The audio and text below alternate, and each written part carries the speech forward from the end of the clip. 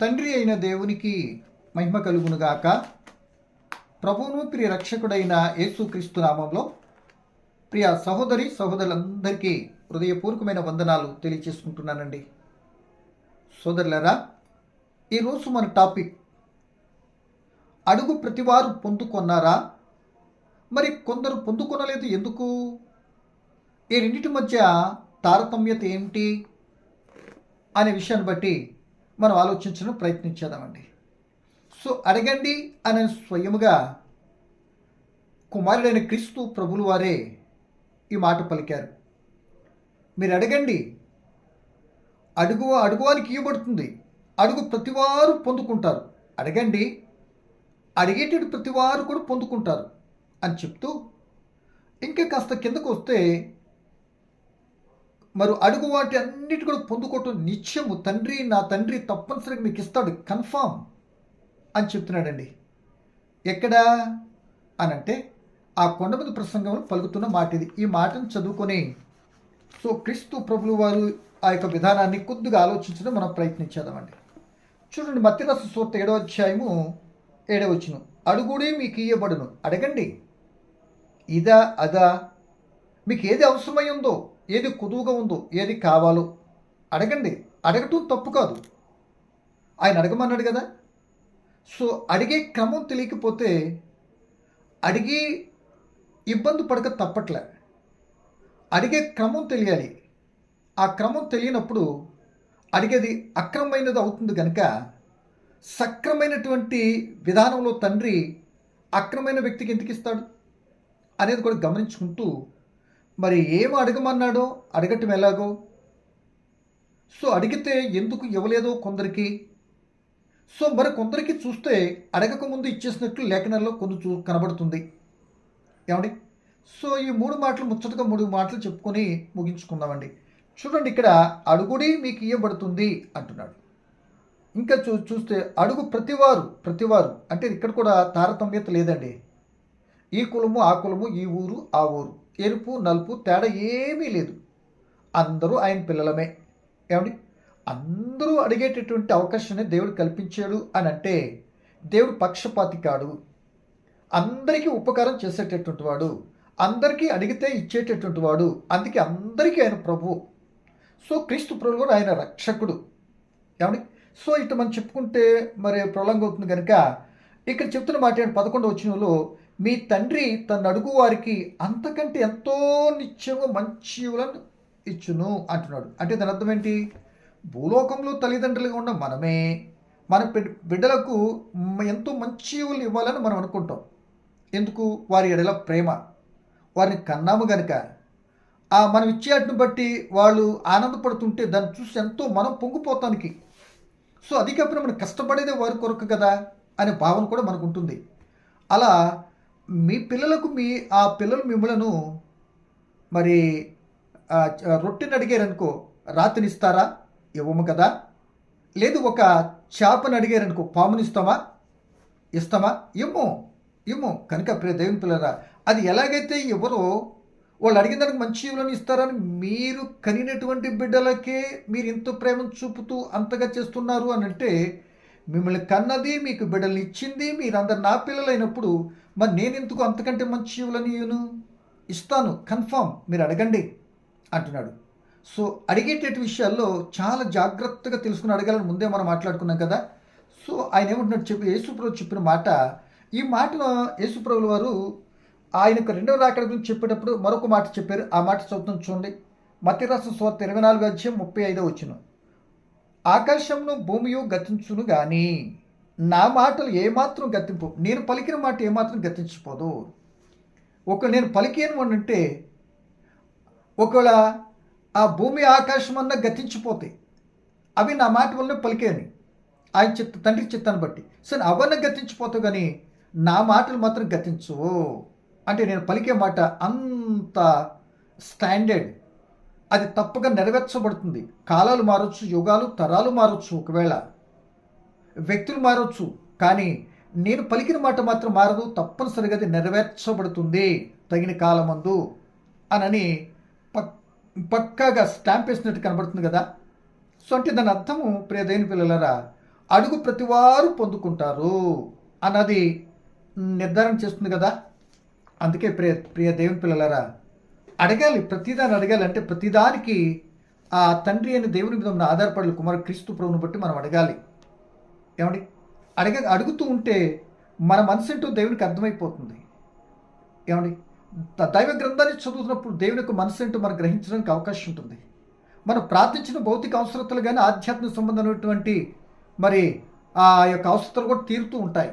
Bible చదివినప్పుడు ఆధ్యాత్మిక అవసరతలు అన్నీ కూడా మనం గ్రహించడానికి అవకాశం ఉంటుంది. కనుక ఈ మాటను బట్టి మీరు గమనించినట్లు ప్రియ దేవుని పిల్లలారా, అడగండి. అడగటానికి మనకేముండాలి తెలుసా? దేవుని యొద్దకు వెళ్ళాలి.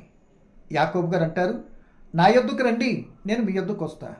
యేసుప్రభులు వారు అన్నారు, ప్రయాసముడు భారం మోస్తున్న సమస్య నా యొద్దకు రండి అని యేసుప్రభులు వారు పిలిచారు. రోకలు లేని వర్లరా, ఏమండి, దాహం అవుతున్న వల్ల నా యొద్దకు రండి, రోకలు ఇవ్వకనే నా యొద్దకు వచ్చి దాహం తీర్చుకోండి అని యెషయా గ్రంథం 55 కూడా మనం చూస్తుంటాం. సో మనకి కావాల్సింది అడగాలి అని అంటే అడుగుడి అని ఎవరైతే చెప్పారో, అయ్యా మీరు ఇస్తాను అడగమన్నారు కనుక అడుగుతున్నాను అని ఆయన దగ్గరికి వెళ్ళాలి అంటే ప్రియ దేవుని పిల్లలారా, ఆయన మీద పరిపూర్ణమైన నమ్మకత్వంతో మనం వెళ్ళాలి. అదే మీరు చూసుకుంటే హెబ్రీ పత్రికలో ఈ మాట ఏమంటాడంటే, దేవుని యొద్దకు వచ్చేవాడు దేవుడు ఉన్నాడనియు, 11:6 దేవుని యొద్దకు వచ్చేవాడు దేవుడు ఉన్నాడనియు, ఆయనకు అడుగువానికి ఫలము దయచేవాడనియు నమ్మవలెను కదా. అంటే దేవుని యొద్దకు అడగటానికి వచ్చేటటువంటి వానిలో ఉండవలసినటువంటి లక్షణం ఏంటంటే, పునాది ఉండవలసిన లక్షణం ఏంటంటే విశ్వాసం అని పునాది ఉండాలి. ఆ విశ్వాసం పరిపూర్ణమైన విశ్వాసమై ఉండాలి. తప్పనిసరిగా ఆయన వద్దకు వెళ్ళి ఫలము దయచేస్తాడు. అడగమని చెప్పాడు కనుక మాట తప్పనివాడు, తండ్రి మార్పు లేనటువంటి వాడు. అడిగిన వారు ఎప్పుడు కూడా నిరుత్సాహంతో తిరిగి వచ్చినటువంటి వారుగా లేరు. ఒకవేళ తిరిగి వచ్చాడా అనుకుందాం, తిరిగి వచ్చాడా, సో దేవునిది తప్ప లేకపోతే మనుషునిది తప్ప? మరి వాగ్దానం చేశాడు కదా దేవుడు, మరి క్రీస్తు ప్రభుల వారు, మరి అడిగిన ఎందుకు ఇవ్వలేదు అనేది ముందుకెళ్దాము. ఇక్కడ మాత్రం మనం ఆలోచిస్తున్నది ఏంటంటే, ఆయన వద్దకు వచ్చేవాడు విశ్వాసంతో రావాలి అట, ఆ అడుగు వారందరికీ ఫలం దయచేవాడు నమ్మాలి అట. అందుకే మార్కు సువార్త 9:23 అంటాడు, నమ్మువానికి సమస్తము కూడా సాధ్యమే, అసాధ్యమంటూ లేదు. ఇక అంటే మనం అడిగేటటువంటి విధానము క్రమము కానీ తెలుసుంటే సమస్తము సాధ్యమే, అసాధ్యమంటూ మనిషి జీవితంలో ఉండదట. ఎంత చక్కటి మాట అండి. అది కూడా ఒక గ్రూపుగా మనం ప్రార్థన చేస్తుంటే అందరిలో ఏకీభావం ఉండాలి. 2-3 కూడి ఉంటే ఏక మనసు కలిగి అడిగితే తప్పనిసరిగా పొందుకుంటారు అంటున్నాడు. సో అంత మాత్రమే కాదు, ఇలా పొందుకుంటారు అని చెప్పి యేసుప్రభులు మరొక మాట ఏమన్నారు తెలుసా? మార్కు రాసిన సువార్త మరి 11వ అధ్యాయము, మరి మత్తయి సువార్త 21వ అధ్యాయము 22వ వచనం చదువుకున్న అక్కడ ఏమంటాడంటే, అందుచేత ప్రార్థన చేయనప్పుడు మీరు అడుగుచున్న వాటినెల్లా పొంది ఉన్నామని నమ్ముడి, అప్పుడు అవి మీకు కలుగునని మీతో చెప్పుచున్నాను అంటున్నాడు. అంటే అడుగుచున్నదల్లా నేను పొందేసుకున్నాను అని మనం నమ్మేయాలట. చూడండి ఎంత విచిత్రంగా ఉందో చూడండి. అడగండి అని చెప్పాడు, నా యొద్దకు వస్తే తప్పనిసరిగా ఇస్తాను అని చెప్పాడు, అడిగితే నమ్మకం ఉంటే అన్నీ సాధ్యమే అన్నాడు. సాధ్యమైనటువంటి మాటను ఇప్పుడు ఎలా చెప్తున్నాడంటే, దేవుని లేఖనంలో క్రీస్తు ప్రభుల వారు మీరు అడిగింది నేను పొందేసుకున్నాను అని నమ్మేసేయాలట. ఏమండి, ఒకసారి ఆలోచించండి. పొందేసుకుని నమ్మటం అంటే అబ్రహం గారు నమ్మేశారా లేదా? ఇదిగో నువ్వు విడిచిపెట్టి రా, నీ చూపించే దృష్టికి నేను గొప్ప చేస్తా, నీ సంతానం అభివృద్ధి చేస్తా, నీ ద్వారా ప్రపంచంతో ఆశీర్వాదం ఎన్నో మాటలు చెప్పేశారు కదా. ఏమండి, వెంటనే నమ్మి వచ్చింది. మరి ఆశీర్వదించి ప్రపంచనంతటిని ఆశీర్వదించేటటువంటి తన గర్భాన్ని పుట్టిన యేసు ప్రభుని మరి లోకాన్ని పంపించలేదా? టైం ఎంతో ప్రొలాంగ్ అవ్వచ్చు, కానీ వాగ్దానం మాత్రం నెరవేర్చేదే లేదా? సో నేను పొందుకున్నాను అని నమ్మాలి అట. అంటే కనుక దొరికినవి అని నమ్మాలి అంటాడు మత్తయి సువార్తలో. అంటే నా ప్రియమైన సోదరులరా, మీరు ఆలోచించాలని ప్రభుని బట్టి మీకు జ్ఞాపకం చేస్తున్నా. సో కనుక మనం అడిగినవన్నీ మనం పొందుకున్నాము అని నమ్మాలట. మరి చాలామంది నమ్మేరా లేదా? అన్న అడిగిందండి, ఓకే శాంక్షన్ అన్నట్టుగా సమయలు గారు చెప్పారు, వెళ్ళిపోతే కుమారుని కందా లేదా? ఏమండి, కనింది. ఇంకా మనం చూసుకుంటూ వెళ్ళినట్టు ప్రియ దేవుని పిల్లలారా, మీరు చూడండి, సిలువలో దొంగ, అయా నీ రాజ్యానికి వచ్చిన జ్ఞాపకం చేసి పొందుకున్నాడా లేదా? యేసు ప్రభుతో పరదేశికి వెళ్ళాడా లేదా? ఏంటి ఇంక మీరు సుంకరి ప్రార్థన చేశాడు కదా, ఏమండి లోకసోత 18 ఆయన పాపినే నన్ను కరుణించు అని అనగానే నీతి ముందుగా తీర్చబడినట్లుగా ఆయన ప్రార్థన వినట్టు కనబడట్లేదా? ప్రియమైన దేవుడు ఇలా మోషే చేశాడు, దావీదు గారు చేశారు, సమూయేలు చేశారు, ఎంతోమంది భక్తులు చేసిన ప్రార్థనలు ఆలకించాడు కదా దేవుడు. ఏమండి అడిగితే అన్నీ ఇచ్చాడు కదా. ఆ తండ్రిని దేవుని గురించి యేసుప్రభు చెప్తూ ఇప్పుడు మీరు కూడా అడగండి అని చెప్తున్నాడు. అడిగితే అన్నీ ఇచ్చినట్లుగా లేఖనాల్లో కొందరు వ్యక్తులు మనం చూసాం. సో కొన్ని సందర్భాల్లో అడగకపోయినా ఇచ్చాడండి. ఎవరికి ఇచ్చాడు అడగకపోయినా? ఇప్పుడు షడ్రక్, మేషక్, అబేద్నెగో, దానియేలు గారు ఉన్నారు, అండ్ పేతురు గారు ఉన్నారు. కొన్ని సందర్భాల్లో అనేక మంది భక్తులు ఉన్నారు, వాళ్ళు ప్రార్థన చేయలేదు. వాళ్ళు దేవునికి ఇష్టలుగా నమ్మకత్వంతో వారికి కలిగిన బాధ కలతను బట్టి నమ్మకత్వం దేవునికి ఇష్టమైన విధానంలో అంటే విశ్వాసం కలిగి ఉంటే దేవునికి ఇష్టడు. దేవుని నమ్ముకుని ఉన్నారు కనుక వాళ్ళు అడగకపోయినా వాళ్ళు కలిగిన కష్టం నుండి నష్టం కలగనీయకుండా తప్పించి ఆయన నామాన్ని ఘనపరచుకొని వాళ్ళు ఘనతకెక్కించినట్లుగా చరిత్రలో మనకు కనబడుతుంది కదా. ఏమండి షడ్రక్, మేషక్, అబేద్నెగో దేవుని యొక్క మీద పరిపూర్ణ నమ్మకం ఉంది. విగ్రహాలను చేయొద్దు అని మా దేవుడు చెప్పి మేము చేయమంతే. నువ్వు రాజు కావచ్చు, రాజు పై కావచ్చు, ఆ పైన పై ఆయన కంటే పైన ఆయన మాకు చెప్పింది ఏంటి తెలుసా? ఇలా విగ్రహాలను చేయొద్దు అని చెప్పి మేము చేయమండి. నువ్వు రాజు అయితే కావచ్చు, ఏం చేస్తావు? తీసుకెళ్ళి అగ్నిలు పడేస్తావు. ఓకే. ఏమండి మనుషులను చంపువానికి ఈ లోకములో ఏం చేయాలండి? కానీ భయపడవచ్చు, కానీ భయపడిపోయిన పర్వాలేదు, కానీ ఆత్మను శరీరం చంపు దేవునికి మాత్రం తప్పనిసరిగా భయపడాలి. అంటే రాజు శరీరాన్ని చంపుతాడు, వారికి భయపడవసరంలే. అలాగే భయపడలేదు, అగ్నిగుండంలో వేసారు. తప్పనిసరి దేవుడు ఏం చేశాడు? వాళ్ళు కాపాడాడు. వీళ్ళు ప్రార్థన చేయలే, అడగలే, మేము అగ్నిగుండంలో వేసేస్తున్నారు ఏంటి బాబోయ్, మా మొర ఆలకించు, మీ పక్షాన్ని ఉన్నాము, మరి నేను నమ్ముకున్నాము, ఏంటి మాకు పరీక్ష అని అనలే. వాళ్ళు తప్పనిసరిగా ఆయన నామాన్ని బట్టి ఆయనకి ఇష్టడుగా ఉన్నట్టు నమ్మకత్వంతో ఆ విగ్రహారాధన దండం పెట్టలేదు కనుక, మొక్కలేదు కనుక ఆ నమ్మకత్వమైనటువంటి వాళ్ళు ఆయనకి ఇష్టలైన వారు దేవుడు ఏం చేస్తాడు? తప్పిస్తాడు. ఆ ప్రకారం వాళ్ళు తప్పించాడు. దానియేలు గారి సంగతి అంతే, ప్రార్థన చేయొద్దు అన్నారు. సో ఆయన తనకు దున్ను ప్రార్థన చేసుకుని తీసుకుని దాంట్లో పడితే ఆయన కూడా తప్పించాడు. కానీ పేతురు గారి శిరసాల్లో ఉన్నాడు, ఆయన తప్పించాడు. ఆయన తన్ను పట్టుకున్నాడు, విడిపించాడు. అంటే ప్రార్థన చేయకపోయినా కొందరిని ఏం చేశాడు? తప్పించాడు. సో ప్రార్థన చేసిన, మూడో మాటగా ప్రార్థన చేసిన కొందరు ప్రార్థన మరి అడిగినా పొందుకొనలేదు. ఎందుకని ఇప్పుడు ఏ కోవలో మనం ఉండమో చూసుకున్నాలి. అడిగేటువంటి నమ్మకత్వంతో అడిగినటువంటి వారు పొందుకున్నారు. కొందరు పరిపూర్ణ విశ్వాసంతో ఉంటే ఆయనకి ఇష్టలు కనుక వాళ్ళు అడగకపోయిన కొన్ని విషయం తప్పించేయడం మనం విన్నాము. ఇప్పుడు అడుగుతున్నా సరే కొందరికి దొరకలేదట. మరి వాళ్ళ సంగతి ఏంటి? ఏమండి మత్తయి సువార్త 7వ అధ్యాయం చదువుకున్నట్లయితే ఆయన ఏమంటాడంటే, ప్రభా ఎందుకు నన్ను పిలుస్తా చెప్పు, నా తండ్రి చిత్త ప్రకారం ఇది చేయకపోతే ఎందుకు? నా తండ్రికి చిత్తం ఉంది కదా, ఆ చిత్తాన్ని నేను చేసి చూపించి నడుతున్నాను కదా, మీరు ఇలా నడమని చెప్తే ఇక ఎంతవరకు అడగమన్నాను కదా ప్రభా అంటావేంటి? నా చిత్త ప్రకారం మీరు చేస్తే అడగవసరంలే. నా చిత్త ప్రకారం విగ్రహం చేయొద్దు అన్నాను, అడిగారా వాళ్ళు? అడగకపోయినా ఇచ్చేగా. ఏమండి అడగకపోయినా అబాధములకు ఇచ్చేగా, నా ఇష్టాన్ని నెరవేరుస్తారని. ఏమండి సో ఇక్కడ మత్తయి 7వ అధ్యాయం 21వ వచనం చెప్తున్న మాట ఇదే కదండి. ఏమంటున్నాడు? ప్రియ దేవుని పిల్లలు చూద్దాం అన్నమాట, చదువుకుందాం చూడండి. మత్తయి 7వ అధ్యాయం 21 చదువుతున్నానండి. ప్రభా అని నన్ను పిలుచు ప్రతివాడు పరలోక రాజ్యంలో ప్రవేశింపడు కానీ పరలోకమందు నా తండ్రి చిత్త ప్రకారం చేయవాడే పరలోకం వెళ్ళాలి అంటే ఇందుకు ఇక్కడ సూత్రం చెప్తున్నాడు. తర్వాత కింద చదివినట్లయితే ఏమంటున్నారంటే, ఆ దినం అనేకులు ప్రభా అని వస్తారంట, నీ నామం దెయ్యాలు ఎలగొట్టు ఎంతో బోధలు చేసింది నిజమే, ఓకే.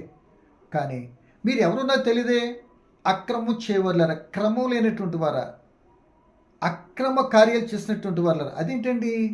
మరి ఈ రోజుల తర్వాత స్వస్థతలో మేము చేసేస్తున్నాం వాళ్ళు మరి క్రమం లేనటువంటి వాళ్ళేనా, అక్రమకారులేనా? మరి వారి వెనకాల కోకులలుగా మరి పరుగులు తీస్తున్నారు. మరి మాట చాలామంది గుర్తించతో ఏమో నాకు అర్థం కావట్లేదు. సో ఇక్కడ మనకు కావాల్సిన మాట ఏంటంటే, అక్రమ చేయవరి నా యొద్ద నుండి పోండి అన్నాడు. కనుక ప్రియ దేవుని పిల్లలరా, అంటే ఆయన చిత్త ప్రకారం కాకపోతే అడిగినా వారికి ఇవ్వరు. అంతేగాని మరి క్రీస్తు ప్రభువుల మాట గతించిపోలే. అంటే అడిగేటప్పుడు క్రమం ఉండాలని చెప్పాను కదా, నమ్మకత్వం ఉండాలి. అల్ప విశ్వాసం ఉండకూడదు. అల్ప విశ్వాసంతో అడిగితే ఏమీ పొందుకొనలేము. పరిపూర్ణ నమ్మకత్వం ఉన్నటువంటి వాళ్ళందరూ కూడా పొందుకున్నారు. మరి ఇక్కడ ఏముంది? ఏమి లేదు. దేవుడు పరిపూర్ణ విశ్వాసం లేదు. అడగమన్నాడు కనుక మేము అడిగేస్తున్నాం. ప్రభా ప్రభా ప్రభా ఏంటి చెవులు ఉదరగొట్టేస్తారు. ఒక్కోసారి తగులుకున్నారనుకోండి చాలామంది, వాళ్ళు నేనేం విమర్శించట్లేదు. ఇక ఓ ప్రార్థన ప్రార్థన ప్రార్థన. మరి చదువు ఇంకెప్పుడు చదువుతావు? ఎప్పుడు సువార్త చెప్తావు? ఇంకెప్పుడు 24 గంటలు ప్రార్థన అంటారు ఒక్కొక్క ఆయన. 24 గంటలు ప్రేయర్ అవర్ అంటారు. 24 గంటలు ప్రార్థన ఎవరి కొరకు చేస్తున్నావు? ఆలోచించండి. మరి సువార్త చెప్పేది ఎప్పుడు? నీ బ్రతుకులో నీ గురించి చేసుకునేది ఎప్పుడు? నీ విషయాన్ని దేవుడు చెప్పుకునేది ఎప్పుడు? అసలు ఎవరికి ఎప్పుడు ఎక్కడ ఏనికి ఎవరికి ఎలా చేయమన్నాడు అనేది గ్రంథాన్ని బట్టి మనం ఆలోచించాలి కదండి. కనుక ఇప్పుడు మనం అటువైపు కంటే మరి అడగమన్నాడు కనుక మరి అడిగితే ఈ విధంగా అడిగితే దేవుడు ఇవ్వలేదు. ఒక రోజున యేసు ప్రభు దగ్గరికి ఒక ఆమె వచ్చింది. శిష్యుల్లో క్యాబినెట్ మినిస్టర్గా ఉన్నారు వాళ్ళ పిల్లలు. జబ్దయ్య కుమార్ తల్లి వచ్చి ఏముంటుందంటే, యేసు ఇదిగో నాకు ఇది ఇవ్వా అని అడిగింది. ఏంటమ్మా అన్నాడు అనుకో. ఆయన తెలుసా, అయ్యా నువ్వు పరలోక నుంచి వెళ్ళిపోతావు కదా, నా కుమారులు కుడి ప్రక్కన ఒకడు ఎడం ప్రక్కన ఒకడు మరి ఉండటానికి అలా దయచేవా అని తన గురించి కాక తన కుమారుల గురించి అడుగుతుంది. ఆ కుమారులు ఎక్కడ యేసుప్రభు పరిచర్యలో ఉంటున్నారు. ఆ యేసుప్రభు పరిచర్యలో ఉన్నటువంటి వాళ్ళకి ఏం చేశాడు? ఇస్రాయేలు 12 గోత్రం సింహాసనాలు వాళ్ళకి అరేంజ్ చేశాడు ఆయన. ఏమిటో తెలియదు కానీ ఏమేమి అడుగుతుంది? కుడి ప్రక్కన ఎడం ప్రక్కన ఉండాలంట. ఓకే, ఎడం ప్రక్కనే అనుకుందాం. సపోజ్ తీర్పు తీర్చిన రోజున ఎడం ప్రక్క కుడి ప్రక్క ఉండే ఎటువైపు పోతారు? ఏమండి అనుకుందాం. అంటే పరలోకంలో కూర్చునేటువంటి విషయం దానికన్నా ముందు ఇక్కడ తీర్పులో మనం కూర్చుందాం. ఎడం చేతి ప్రక్కన ఉండేటువంటి వాళ్ళందరూ యుగజులుగా నరకాగ్నిలో పోవాలి. అటువైపు ఒకడు పోవాలన్నా, ఇటువైపు మిగలాలన్నా. అందుకే యేసుప్రభు ఏమన్నాడో మాట అడుగుదాం చూడండి. మత్తయి సువార్త 20:20. అప్పుడు జబదయి కుమారుల తల్లి తన కుమారులతో ఆయన వద్దకు వచ్చి నమస్కారం చేసి ఒక మనవి చేయబోగా, నీవేం అడుగుచున్నావని ఆయన అడిగాను. అందుకు ఆమె, నీ రాజ్యం ముందు నా 2 కుమారులు ఒకడు కుడివైపునను ఒకడు ఎడవైపున కూర్చున్న సెలవిమ్మని ఆయనతో అనెను. అందుకు యేసు, మీరేమి అడుగుచున్నారో అది మీకు తెలియదు. నీకు తెలియదని అడుగుతున్నావు. తెలుసుకోవాలి. అడగమన్న దానికి నమ్మకత్వం ఉండాలనే విషయం తెలియాలి కదా. కనుక అడిగేది తెలియని రీతిగా మత్తులో ఉండు, అనాలోచితంగా ఉండు అడగటం కాదు. లేకపోతే నోరుంది కానీ డబ్బాలు ఆడిపోయి నాకు ఇదికో అదికో ప్రభాని పెట్టడం కాదు. ఆయన చిత్త ప్రకారం చేసేటట్టు వరకు ఆయన చెప్పిన పరిపూర్ణ నమ్మకత్వం ఉండాలి. ఆయన చెప్పిన విధానంలో మనం ఉంటే తప్పనిసరిగా మరి ముందు చెప్పినట్టు భక్తుల్లో పొందుకోవడానికి అవకాశం ఉంటుంది. మరొక మాటగా చెప్తే ప్రియ తేని బిడ్డలారా, మనం ఏది అడిగినా మనం భోగముల నిమిత్తం అడుగుతాం. యాకోబు పత్రికలో ఆయన చెప్తాడు, మీరు ఏమి అడిగినా మీ భోగముల నిమిత్తం అడుగుతారు కనుక, మీరు విలాసవంతంగా ఉంటాక అడుగుతారు కనుక, మీరు అలా విలాసవంతంగా ఉండకన్నా ఆ మార్గం తప్పుతున్నారు కనుక, మీరు అడిగేది మీ స్వలాభం కొరకు ఉన్నప్పుడు మీరు పాడైపోవటానికి నేను ఎందుకు ఇస్తా? ఒక ఉదాహరణ చెప్పినా మనకి అర్థం చేసుకుంటానికి. చిన్నపిల్లలు ఉన్నారు, వారు బ్లేడ్ ఇచ్చేస్తామా? ఆహా ఎంత చక్కగా అడిగేవి నాన్న బ్లేడు, 2 తీసుకో బాబు, ఒకటి అడిగితే ఒకటి బోనస్ అనే పిల్లలకి 2 బ్లేడ్లు ఇస్తామా ఏంటి? అసలు ఇవ్వమా? ఎందుకు ఇవ్వము? పోనిస్తే ఇవ్వకుండా ఉంటామైతే వాడు అడిగిందే ఇవ్వకుండా ఉంటామా మనం? ఇది ఎందుకు ఇవ్వలేదు అని అంటే అతనికి ప్రమాదం కలిగేటట్టు విషయం ఆడికి తెలియదు. చిన్న బిడ్డ ఆ బ్లేడ్కి 2 అంచులు పోతుంది, ఎటు కోసుకుపోతుంది, తీసినా కోసుకుంటుంది, లాగినా కోసుకుంటుంది అన్నట్టుగా ఆడికి ఇవ్వకూడదు. ఆడికి తెలియక అడిగాడు అన్నట్లుగా ప్రభుని తెలియక అడిగినట్లే. సుఖభోగులు కడుగు అడుగుతున్నావంటే నువ్వు పాడు చేసుకుంటాక అడిగినప్పుడు నువ్వు బ్లేడ్ని బిడ్డకి ఎలాగైతే ఇవ్వో తండ్రిని దేవుడు కూడా ఆ విధానికి ఇవ్వడు. నీకు క్షమ కోరేది ఇస్తాడు, నీకు మేలుకరంగా ఉండేది ఇస్తాడు, నిన్ను ఆశీర్వాదకరంగా ఉండేది ఇస్తాడు, నేను పరసంబంధమైన ఆశీర్వైపు నడిపించేటటువంటి మార్గంలో ఉండేటువంటి ఇస్తాడు. కానీ నేను పాడైపోవాలని ఇచ్చేటటువంటి విధానంలో ఉండేది కాదు దేవుడు ఇచ్చేది. ఒక రకంగా చెప్పాలి, పరసంబంధమైనటువంటి ఆశీర్వాదంతో కూడినటువంటిది ఇస్తాడు. కానీ భూసంబంధమైనవి అన్నీ నీకు ఇచ్చేసాడు. ఏది ఇవ్వలేదైనా, ఏది లేదు నీ దగ్గర. ఏమంటే అన్నీ ఉన్నాయి కదా నీ దగ్గర, ఆయన ఇచ్చిందే కదా. ఆయన ఇవ్వందంటే ఏది ఉంది? ఆయన చేయని కార్యం అంటే ఏది ఉంది నీ దగ్గర? కనుక మరి అన్నీ ఉండి సరే విలాసవంతమైన సుఖభోగుల కొరకు అడిగితే దేవుడు మాత్రం ఇవ్వడు అని మనం చెప్తుంది. అంటే ప్రియ దేని పిల్లలరా, సుఖభోగుల కొరకు మనం అడుగుతున్నామంటే ఆజ్ఞాతిక్రమిక పాపం కనుక పాపం మనలో ఉంటే ఆయన అడిగేదానికి మనం ఆయన ఇవ్వడో. యెషయా 59 చదువుకున్నట్టయితే మనం అడిగేది మన పాపములు అడ్డు వస్తున్నాయి, ఆయన ఇవ్వాలి అనుకుంటున్నాడు. అడిగే ప్రతి వారికి ఇవ్వాలనుకున్నాను, ప్రతి వారికి ఇస్తాను, అందరికి ఇస్తా. సో విషయం ఇక్కడ ప్రాబ్లం ఏంటంటే, సమస్య ఏంటంటే, మీరు నాకు ఆయాసకరమైన పరిస్థితిలో ఉండి మీరు మరలా నన్ను అడుగుతూ ఉన్నారు. దాన్ని తొలగించుకుంటానికి దాని నుండి క్షమాపణ కోరుకుని ప్రభువా నన్ను క్షమించు, నన్ను క్షమించు, మీ చిత్తానికి అవిధేయుడయ్యా నన్ను క్షమించుమని అడిగితే క్షమాపణ పొందిన తర్వాత నువ్వు అడిగితే తప్పనిసరిగా ఇస్తాడు. ఆ అడ్డును తొలగించుకుంటానికి చేయాలి. అలా లేకుండా మనం ఏది అడిగినా ఇవ్వడు. ఇదేనండి తేడా. చాలా ఈజీ. ఇదే తేడా. కీర్తన కింద 66:18 చూస్తున్నట్లయితే మన హృదయంలో పాపం లక్ష్యం చేసినప్పుడు కూడా మనం వినడం. కనుక ఈ సమయంలో మరి దేవుని యొక్క చిత్తాన్ని బట్టి యేసు ప్రభుల వారు అడుగుడి ఇవ్వండి అంటే అడిగిన వారందరికీ ఇవ్వటానికి ఆయన పక్షపాతిగా అందరికీ ఇస్తాడు. కొర్నేలికి ఇవ్వలేదా, మోషేకి ఇవ్వలేదా, దావీదుకి, అందరికి ఇచ్చాడు. అడిగిందల్లా ఇచ్చుకుంటూ వచ్చాడు. సో కారణం వారు పరిపూర్ణ నమ్మకత్వంతో దేవునిపై విశ్వాసంతో దేవుని దగ్గరికి వచ్చారు కనుక వారు విశ్వాసం చూసి అడిగింది ఇచ్చాడు. ఏమండి, అలా వచ్చిన వాళ్ళందరికీ ఇస్తాడు. విశ్వాసం లేకుండా స్వార్థంతోనో ఏదో కావాలనుకోనో రకరకాలుగా అడిగితే ఆ ఆజ్ఞ అతిక్రమించినటువంటి విశ్వాసం లేదు కనుక, ఆ విశ్వాసం లేదు కనుక అవిశ్వాసికి దేవుడి దగ్గర నుండి పొందుకునే అవకాశం ఏది కూడా ఉండదు. కొందరు అడగపోయినా ఇచ్చాడు. వాళ్ళు దేవుని పరిపూర్ణ నమ్మకత్వం ఉంది కనుక పొందుకున్నారు. సో ఈ మాటను బట్టి ఈ రోజున మనం చేస్తున్న ప్రార్థన ఏం అడుగుచున్నావో తెలుసా నీకు అన్నట్టుందా, లేకపోతే ప్రభుని అంటమే తప్ప ఏనాడన్నా ప్రభు చెప్పినటువంటి చిత్తాన్ని చేసే మనస్తత్వం నీలో కనబడుతుందా? ఒకసారి ఆలోచించు. ప్రార్థన చేయొద్దు అన్నట్లే, ఆ ప్రార్థన కూడా చాలా వివరణాత్మకంగా ఉండాలి. ఏదో చెప్పేయటం కాదు. మత్తులో ఉందో వీరి కొరకు వారి కొరకు ఎక్కడెక్కడికో ఇక్కడికి వెళ్ళిపోవటం కాదు. ముందు పరిస్థితి నువ్వు ఎక్కడున్నావో, నువ్వు ఏ స్థితిలో ఉండవో చూసుకో. నీకు అప్పగించిన కుటుంబం, బరువు, బాధ్యత, సంఘము, నీకు ఇటువంటి పనుల్లో ఎంతవరకు న్యాయపూర్వకంగా దేవుని అడిగి ఆయన చిత్తానుసారంగా ప్రవర్తింప నేర్పిస్తున్నావో దాని సహాయం కొరకు అడగటం నేర్చుకుందాం. ఆయన అడుగు వాటికంటే ఊహించుడు ఎన్నో ఇస్తాకి ఇష్టపడుతున్నాడు. ప్రతి అవసరత తీర్చడానికి ఇష్టపడుతున్నాడు. సో అడిగేది ప్రియదైన పిల్లలరా, ఆత్మానుసారమైన అడుగుతున్నామా, శరీర సంబంధం అడుగుతున్నామా? శరీరానుసారమైన అడిగేటట్టయితే దేవుడు ఇవ్వడు.